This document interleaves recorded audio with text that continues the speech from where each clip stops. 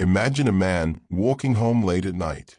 He's tired, maybe a little unsteady on his feet, but looking forward to nothing more than his own bed. It's the kind of scene we've all lived through at one point or another.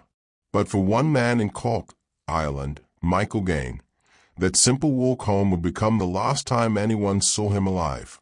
What happened next has haunted his family, confused investigators, and left an entire community with more questions than answers. Was he the victim of foul play? Did an accident cut his life short?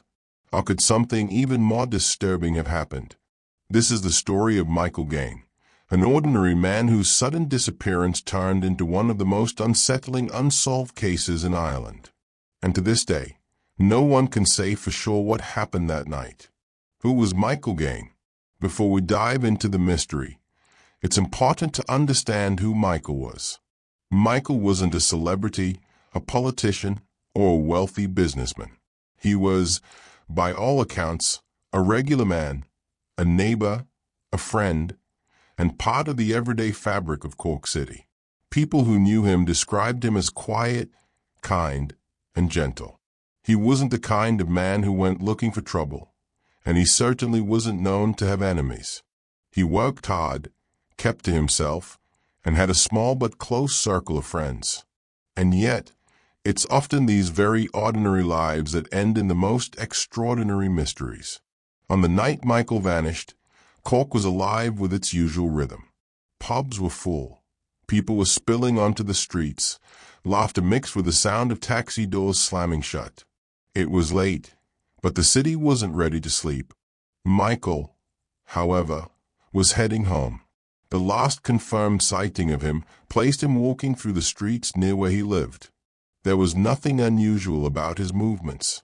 He wasn't seen arguing with anyone. He wasn't seen distressed or in danger. By all accounts, it was a normal night. And then, he was gone. No trace, no goodbye, no explanation. For his family, the hours turned into days, and the days turned into weeks.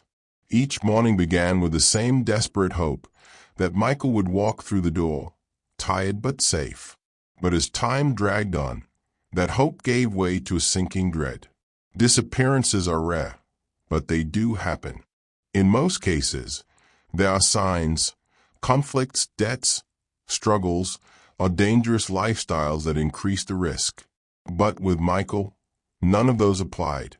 He wasn't mixed up in crime. He wasn't running from anyone. He wasn't known for reckless behavior. That's why his disappearance struck such a nerve. If a man like Michael could simply vanish, what did that mean for everyone else? The community in Cork was rattled. People whispered theories to each other in hushed tones. Some believed he'd been attacked. Others thought maybe he'd fallen into the water late at night. A few even suggested that maybe Michael had chosen to disappear. But none of those explanations fully made sense. For Michael's family, the pain was unbearable. Imagine losing someone you love, not to death, but to silence. There's no funeral to grieve at, no closure, no answers. Just an empty chair at the table and a gnawing fear that will not go away. His relatives began searching, calling hospitals, checking with friends, pleading with anyone who might know something. They reported him missing, and the police launched an investigation. But the more they searched, the less they found.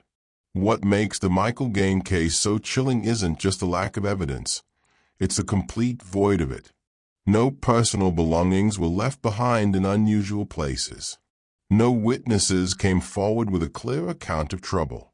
No physical evidence suggested what happened after he was last seen. It was as if the streets swallowed him whole. And that's where the story becomes something more than just a disappearance.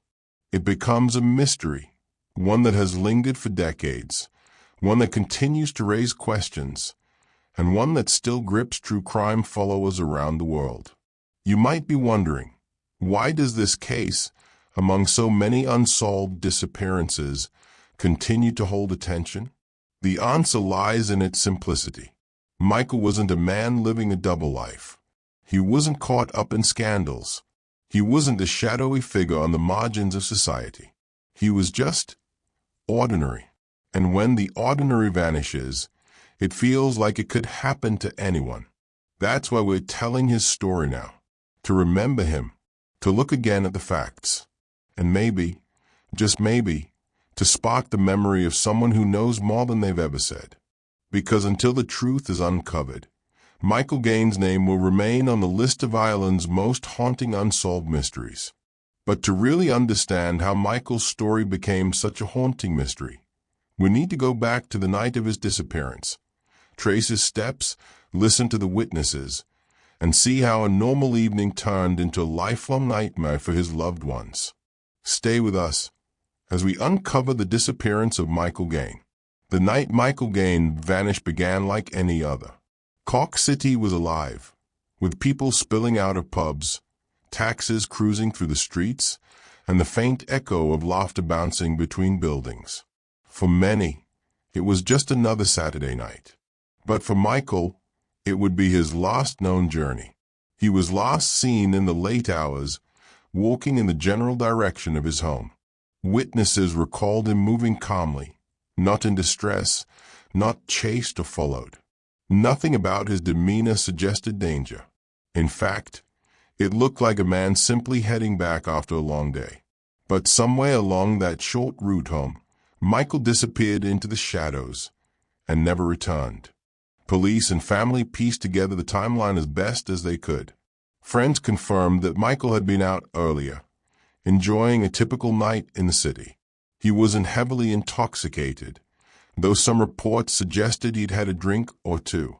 At around midnight, he was spotted walking alone. No one recalled him being approached. No one mentioned an argument. No one saw him stumble into trouble. It was all ordinary. And then, the trail stopped cold. No surveillance footage captured his next steps. No witnesses saw him enter a building, get into a car, or continue walking. His route home was only a short distance, but it became a journey he never finished. When Michael didn't return home, concern spread quickly. His family immediately knew something was wrong. This wasn't a man who vanished on purpose. He wasn't the type to leave without telling anyone. He didn't have the resources or lifestyle to simply disappear into thin air. Within hours, calls were made.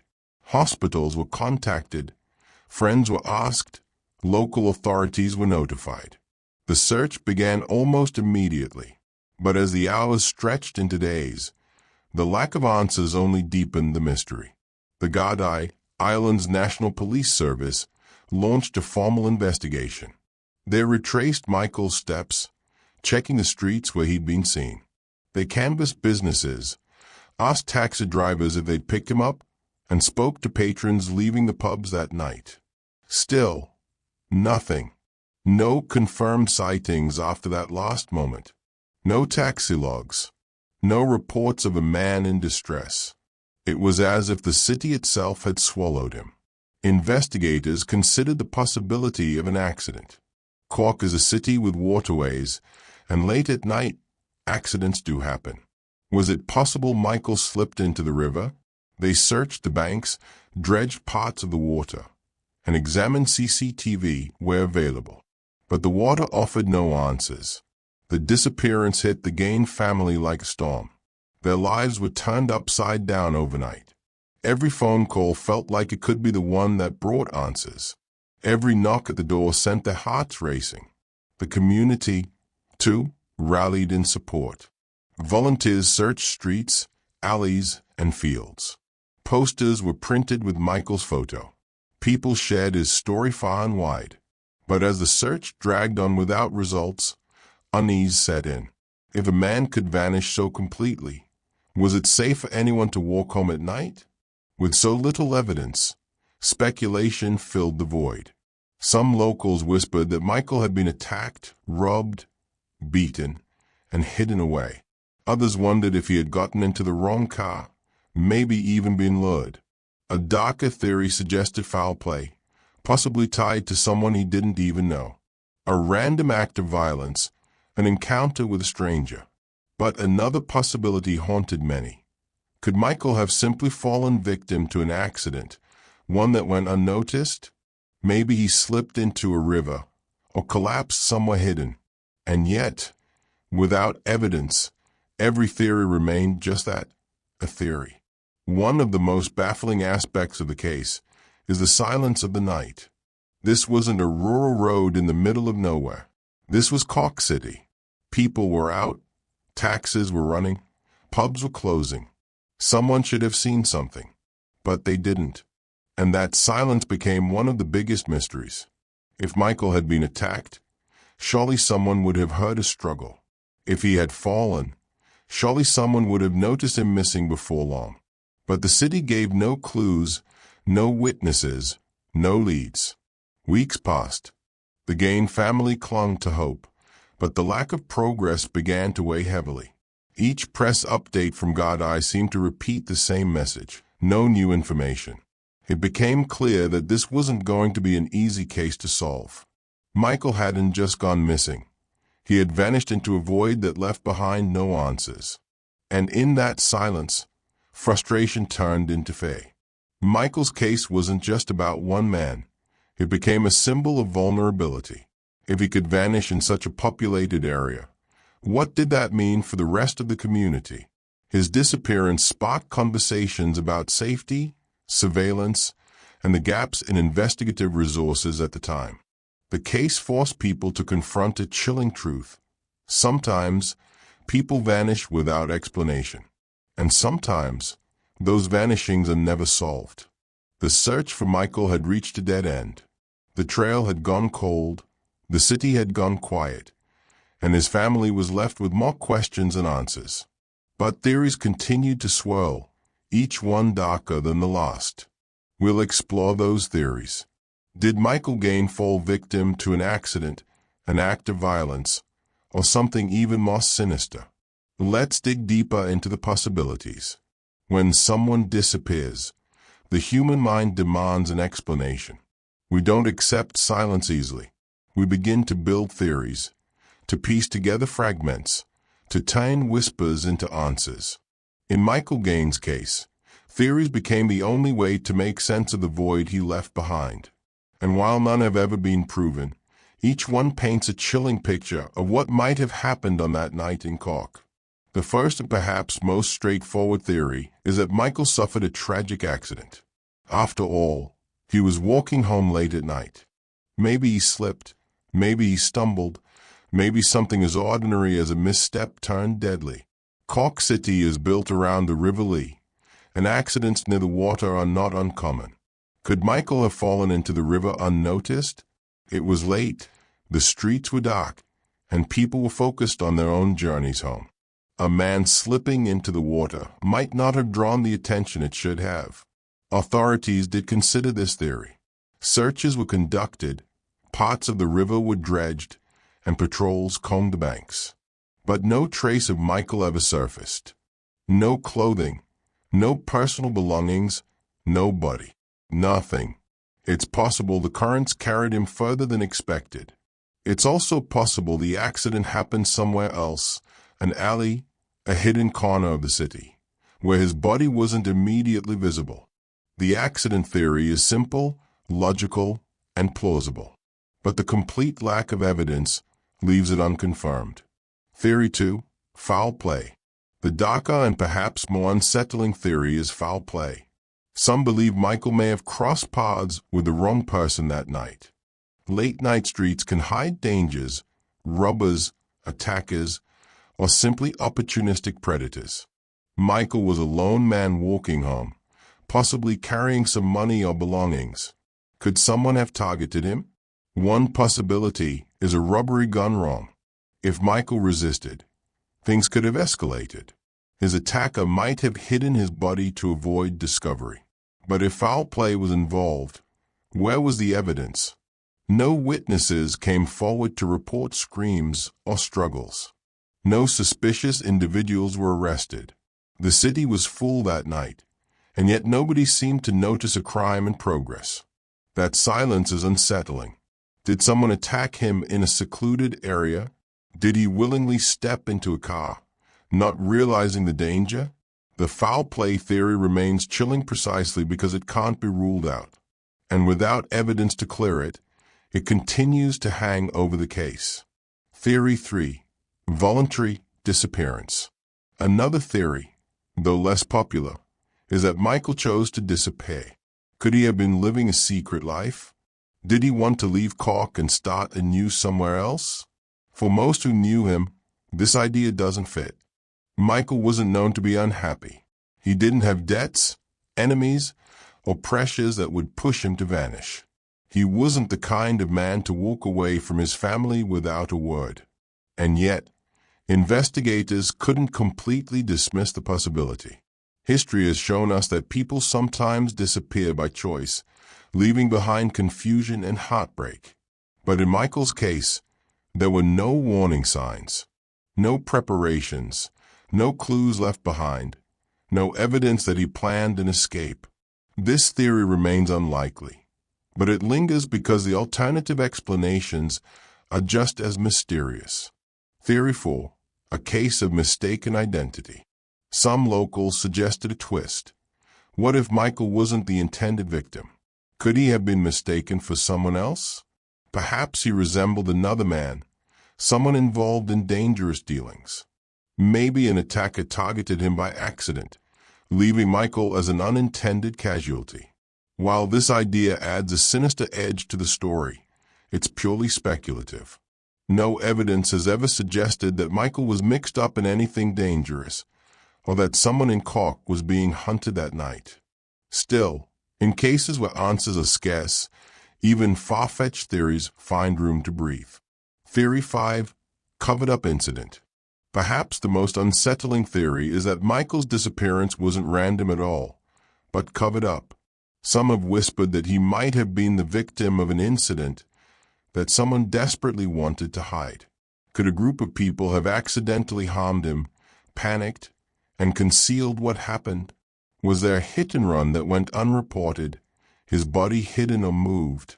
Or was there something more deliberate, an intentional act covered up by silence and fear? The covered-up incident theory plays on the fear that people in the community might know more than they've said. Maybe guilt has kept someone silent for years. Maybe the truth is locked away in whispers behind closed doors. Why theories persist? The truth is, each theory offers a piece of possibility, but none offers certainty. The accident theory explains his sudden disappearance, but not the lack of evidence. Foul play explains the silence, but leaves too many unanswered questions. Voluntary disappearance feels unlikely, but it can't be fully dismissed. And in that space between possibilities, theories live on. For Michael's family, these theories are both a source of hope and torment. Hope, because maybe one of them holds the truth. Torment, because each theory comes with its own pain. Was his death quick and accidental? Was he attacked in his final moments? Or was he living in fear, somewhere far from home? Until evidence emerges, these questions remain unanswered. By now, the search for truth has stretched across decades. Theories swirl, but none bring closure. For Michael's family, hope never fully fades, but neither does the pain. We'll explore the impact of his disappearance, the toll it took on his loved ones, the way it changed his community, and how it continues to haunt Cork to this day. When someone disappears, the mystery doesn't just swallow them. It ripples outward, touching everyone around them. For Michael Gaine, his sudden vanishing act wasn't just a story in the headlines. It was a personal earthquake that shattered his family, rippled through Cork City, and left emotional scars that still haven't healed. For Michael's family, the pain of his disappearance wasn't like a traditional loss. With death, as devastating as it is, there is at least a sense of finality. There is a funeral, a goodbye, a moment where grief has a place to rest. But with a disappearance, that closure never comes. Michael's family woke up every day to the same haunting questions. Where is he? Is he alive? Does he need help? Imagine the emotional tug-of-war. Hope pulling one way, despair pulling the other. One moment, you imagine him alive, maybe in hiding, maybe struggling somewhere. The next moment, you imagine the worst, that he died alone, or worse, at the hands of someone else. This uncertainty is known as ambiguous loss, and psychologists often describe it as one of the most devastating forms of grief. Michael's family lived in that shadow, unable to mourn but unable to move on. Every empty chair at the dinner table, every birthday that passed, every Christmas without him was another wound. Cork is not a massive, anonymous city. It has a strong sense of community, where neighbors know neighbors and people look out for each other. So when Michael disappeared, it wasn't just his family that felt the impact, it was the entire city. Volunteers joined searches, posters with Michael's photo appeared across neighborhoods, and strangers offered tips to the police. For a while, it seemed like everyone in Cork was united in the mission to bring him home. But as time passed with no answers, unease crept in. If a man could vanish so completely from their streets, what did that mean for everyone else? People began locking doors earlier, avoiding walking home alone, and warning loved ones to stay safe at night. Michael's disappearance wasn't just one man's tragedy. It became a symbol of vulnerability that lingered over the community. The Gardaí, too, felt the impact. This wasn't just another missing person report. They knew the eyes of Cork were on them. Every update, every press briefing was met with desperate faces searching for hope. But the lack of progress began to erode trust. Families rely on investigators to bring answers, and when those answers don't come, frustration builds. Some whispered that the police hadn't done enough, that more should have been done in the crucial first days. Others defended them, saying that without witnesses or evidence, even the best detectives can't solve the unsolvable. Either way, the Gaine case became a reminder of the limits of law enforcement, and the painful truth that not every mystery is solved. Rumors, whispers, and gossip. In the absence of facts, rumors thrive. Cork, like many communities, became a breeding ground for whispered theories. People speculated in pubs, on street corners, even in schools. Some claimed to have seen Michael after his disappearance. Ghost sightings that sparked hope and confusion. Others suggested more sinister tales, involving criminals or secret plots. None of these stories were ever confirmed, but each one added fuel to the fire. For Michael's family, these rumors were torture. Each new story brought a flicker of hope, only to end in disappointment. Each whisper forced them to relive the nightmare all over again. The media, too, played a role. Michael's disappearance was covered in newspapers, on radio, and on television. Journalists recounted his story, urged the public to come forward, and highlighted the family's pleas. For a time, the case stayed in the headlines.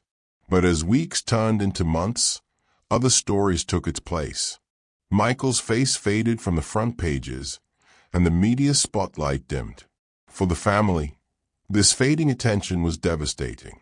When the cameras left, so too did the urgency.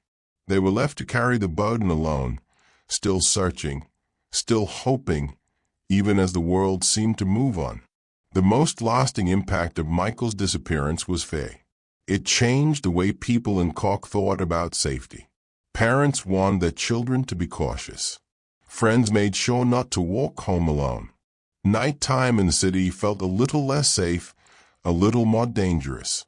And that fear didn't fade quickly. 4 years after, people invoked Michael's name as a reminder that danger could strike anyone, anywhere, even in the heart of their own city. Michael's disappearance isn't just an unsolved case filed away in the archives. It's a story that continues to resonate because it speaks to something universal, the fragility of life and the fear of the unknown. When someone disappears without a trace, it forces us to confront our own vulnerability. It strips away the illusion of safety and control. It reminds us that sometimes, no matter how much we prepare or how careful we are, the world still holds mysteries that cannot be explained. For Michael's family, his story is not just a tragedy, it's a wound that never healed. For Cork, it remains a shadow over the city's history. And for the rest of us, it's a chilling reminder of how quickly a life can vanish. But Michael's story doesn't end with grief and fear. Decades later, people are still talking, still searching, still hoping for answers. We'll explore the legacy of his case, how it remains in the public memory, how investigators still hold out for new leads, and why the name Michael Gaine continues to haunt Ireland's unsolved crime stories. Imagine being one of the detectives assigned to Michael Gaine's case. The pressure wasn't just professional, it was emotional, too. The disappearance of a local man from a small, tight-knit community shook everyone. For investigators, solving this case was not only about finding the truth but also about restoring a sense of safety. Yet, despite the determination, every step seemed to lead to more questions than answers. When police began their official investigation, they started with the basics, retracing Michael's last known movements. Witnesses reported seeing him at a nearby convenience store just hours before he vanished. Security footage confirmed this. There was Michael, buying a bottle of water and a pack of gum. He looked calm, casual, like any other day. Nothing about his demeanor suggested fear, distress, or that he was being followed. That small detail became both haunting and frustrating. If nothing seemed wrong, then what could have happened so suddenly after? Detectives interviewed friends, family, and co-workers. Many described Michael as dependable and kind-hearted, but some hinted at a more complicated side. A few friends admitted he had recently seemed distant, even secretive. One co-worker claimed Michael had taken several unexplained days off, which was unusual for him. Was this a sign that he was hiding something? Or was it just life's ordinary stresses magnified by hindsight? Then there was Michael's phone. Investigators obtained his call records, hoping to find a clue. The log showed multiple calls to an unfamiliar number in the weeks leading up to his disappearance. When traced, the number turned out to be a prepaid burner phone. No registered name, no address, just a dead end. But it sparked speculation. Who was he talking to? And why the secrecy? The search of Michael's apartment offered further puzzles. The space was neat, almost too neat. Investigators found no sign of forced entry or struggle. His wallet and ID were still on the table, but his car keys were missing. Most unsettling of all, his laptop was gone. Police suspected that the missing laptop might hold critical information, but it was never found. Was it stolen? Did Michael take it with him? If so, why? Tips began flooding in. Some locals claimed to have spotted Michael near a bus station, boarding a late-night coach headed out of town. Others swore they saw him walking near the woods just outside the city. Each lead sent detectives racing across different directions, but none produced results. The case seemed to grow colder by the week. Meanwhile, rumors spread like wildfire. Some believed Michael had staged his own disappearance, perhaps to escape financial troubles or personal conflicts. Others whispered about darker possibilities, that he may have stumbled onto something dangerous or become involved with the wrong people. Theories multiplied, but hard evidence remained scarce. The more investigators dug, the stranger the case became. For instance, Michael's bank account showed no unusual withdrawals. His credit cards remained untouched. If he had run away, wouldn't there be signs of financial activity? People don't just vanish into thin air without resources. That detail fueled the theory that something happened to him against his will. One chilling discovery came weeks later, when hikers reported finding a jacket in the woods near a popular trail. The jacket matched the description of one Michael was last seen wearing. But by the time police tested it, the evidence was inconclusive.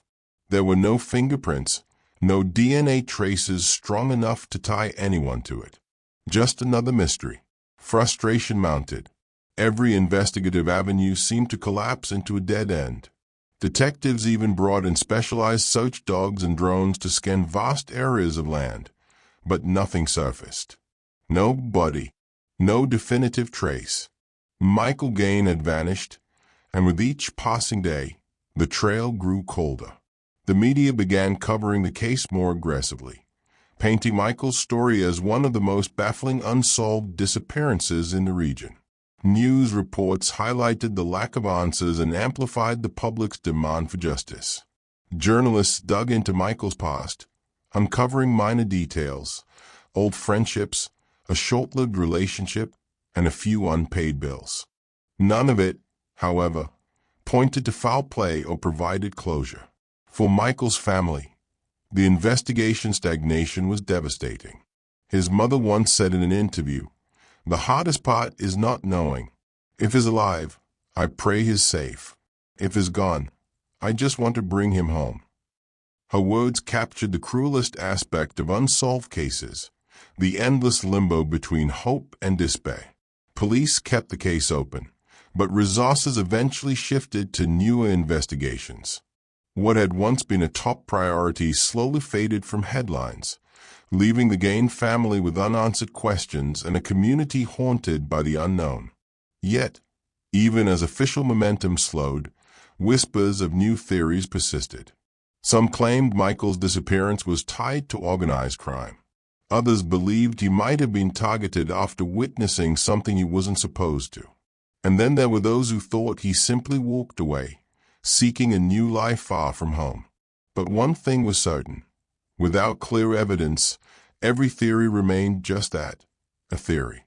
And so, the mystery of Michael Gaine deepened, leaving investigators and the public alike stuck in a maze of uncertainty. When the official investigation began slowing down, the case of Michael Gaine didn't fade into silence. Instead, it took on a new life, this time in the hands of the public. The mystery of his disappearance fascinated people, and soon, theories started circulating everywhere, in coffee shops, on community message boards, and eventually across social media platforms. But before we dive into those theories, it's important to understand why the case gripped people so tightly. Michael wasn't a celebrity. He wasn't involved in politics or high-profile scandals. He was just an ordinary man living an ordinary life, or so it seemed. And maybe that's what made his story so unsettling. If someone like Michael could vanish without a trace, it meant it could happen to anyone. Theories quickly became the lifeblood of public conversation. Everyone had a version of what they thought happened. Some ideas were grounded in facts, while others leaned more toward speculation, even conspiracy. The first theory many people entertained was that Michael had chosen to disappear. Maybe he wanted to escape financial problems, personal conflicts, or even just the monotony of daily life. After all, some friends mentioned he had seemed distant in the weeks leading up to his disappearance. Was he quietly planning a new life? But this theory had cracks. Michael left behind his wallet, ID, and bank cards, all the essentials someone would need if they were starting fresh somewhere else. His accounts showed no withdrawals, and there was no activity on his credit cards. If he had planned to run, how could he survive without resources? The voluntary disappearance theory intrigued people, but it didn't hold much weight. The second, and perhaps the most widely accepted theory, was that Michael had fallen victim to foul play. Supporters of this idea pointed to the missing laptop and car keys. Were they stolen by someone who wanted to cover their tracks? The presence of that mysterious burner phone also fueled suspicion. Who had he been talking to? And could that person have been involved in his disappearance? Some even speculated about links to organized crime. While Michael wasn't known to have criminal ties, theories suggested he might have accidentally stumbled upon something or someone that put his life at risk. The found jacket in the woods, though inconclusive, added fuel to the fire. Many saw it as a chilling sign that Michael's story had taken a dark turn. Another idea was that Michael had witnessed something he wasn't supposed to see, perhaps a crime, an illegal deal, or something equally dangerous. In this scenario, his disappearance wasn't random but calculated. Supporters of this theory believed it explained the sudden and clean nature of his vanishing. No struggle, no signs of panic, just gone. But again, no evidence surfaced to support this theory. It was compelling, but still speculative. Some theorists considered the possibility of mental health struggles. Maybe Michael was battling depression or another invisible burden that those closest to him didn't fully see. This theory suggested he might have walked away voluntarily, but not for financial or criminal reasons, rather to escape emotional pain. But his family strongly disputed this. They described him as hopeful, future-oriented, and deeply connected to his loved ones. For them, the idea that Michael would abandon his family without a word felt impossible. And then there was the scariest theory of all, that Michael was simply in the wrong place at the wrong time. A random encounter, perhaps with a stranger, that spiraled out of control. This explanation struck fear into the community, because if it was true, then no one was safe. As these theories spread, the case gained momentum online. True crime forums, Reddit threads, and YouTube channels began dissecting every known detail. Amateur sleuths tried to solve the case themselves, creating elaborate timelines and analyzing inconsistencies in witness statements. Some even claimed to have uncovered new leads, though most turned out to be dead ends. But public fascination came at a cost. For Michael's family, the constant speculation was painful. Every theory, no matter how far-fetched, was like reopening the wound. His mother, in a tearful interview, once said, "People talk about my son like he's a story, but he's not a story. He's a person, and he's still missing." Despite the heartache, the online attention did keep Michael's case alive. It ensured that his name didn't vanish from public memory, even when official efforts had slowed. But it also created challenges. False tips overwhelmed investigators.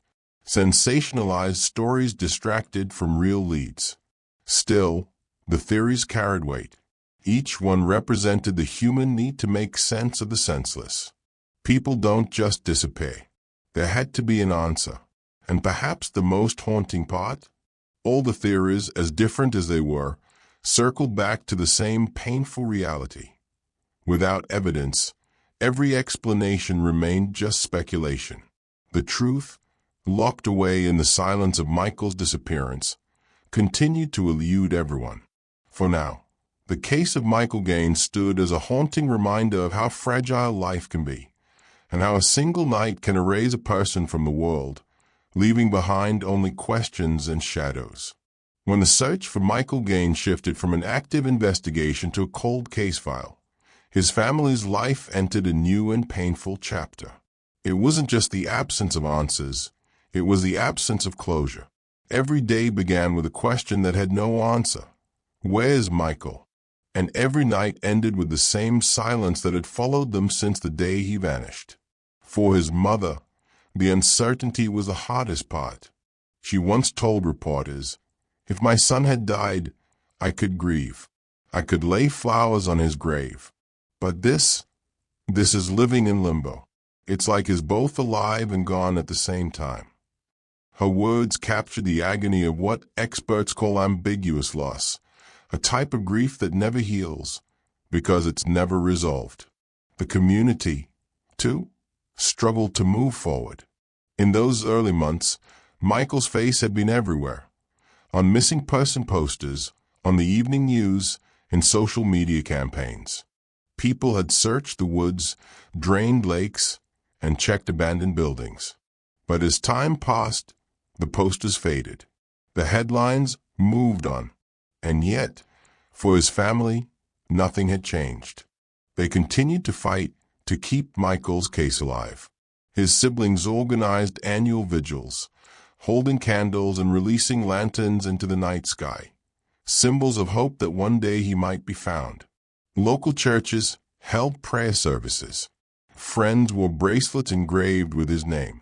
Every small act was a way of saying, "We haven't forgotten." We never will. But the years also brought harsh realities. Relationships within the family strained under the weight of grief. Financial struggles grew as his parents spent money on private investigators and tip hotlines. His mother once admitted that the hardest part wasn't just losing her son, but losing the sense of normal life she once had. Birthdays, holidays, even casual family dinners, all of them became reminders of the empty chair at the table. And then there was the online world. On one hand, true crime communities helped keep Michael's case alive. Videos, podcasts, and forums continued to discuss his disappearance, sometimes sparking renewed interest in old clues. On the other hand, the internet could be cruel. Rumors and wild accusations sometimes targeted the family itself, forcing them to relive their trauma in the harsh spotlight of speculation. Despite everything, the family refused to give up. Somewhere, someone knows what happened, his father said in a rare public statement. It might be a neighbor, it might be a stranger, it might be someone who doesn't even realize they hold the key. But the truth is out there, and we will keep searching until we find it. The official investigation may have gone cold, but every so often, new tips surfaced. A supposed sighting in another state, a witness who thought they remembered something, a possible match with unidentified remains. Each lead sparked hope, only to be extinguished when it didn't pan out. Yet the cycle continued. Hope, heartbreak, repeat. Theories remained just that, theories. Was it foul play? Did he leave by choice?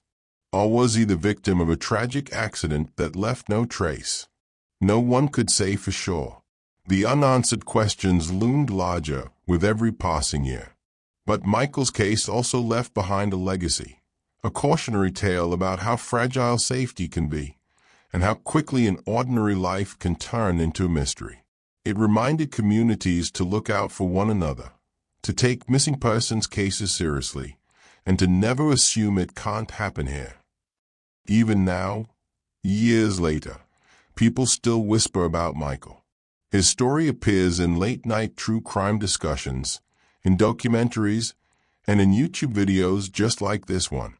Each retelling keeps the mystery alive, ensuring that his name doesn't fade into the background of forgotten cases. And maybe that's the most haunting part. Michael Gaine is not just a statistic. He's not just another name on a long list of missing persons. He was a son, a brother, a friend. He had dreams, routines, favorite songs, and quirks. And yet, all of it was swallowed by one night of silence. The final, lingering question still hangs heavy. What happened to Michael Gaine? Did he meet with foul play, or did he vanish by choice? Was his jacket in the woods a genuine clue, or a cruel coincidence? And most chilling of all, will we ever know the truth? Until the day answers come, his story remains open. A ghost story of the modern age, not about spirits, but about absence. About how a single person can disappear into thin air, leaving behind nothing but memories and questions. And as the credits roll on Michael's story, one thing is certain. Somewhere out there, the truth still exists. The mystery is not solved. The case is not closed. And maybe, just maybe, the right pair of eyes watching or listening right now could be the one to finally bring Michael home.